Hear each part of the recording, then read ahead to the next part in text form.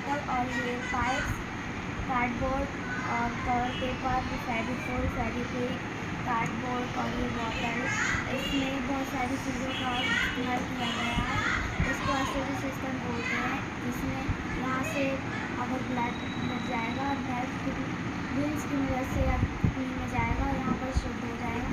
इससे ऊपर जाता है ब्लड, इससे नीचे आता है। इसको अशुद्ध, इसमें अशुद्ध ब्लड रहता, इसमें शुद्ध ब्लड। और यहाँ से ब्लड जाएगा, यूरिनरी ब्लड में इकट्ठा हो जाएगा तो हमारा माइंड सिग्नल देगा, यूरेथर के माध्यम से नीचे जाएगा। अभी मैं प्रैक्टिकल करके दिखाओ, करके दिखाइए आप जरा।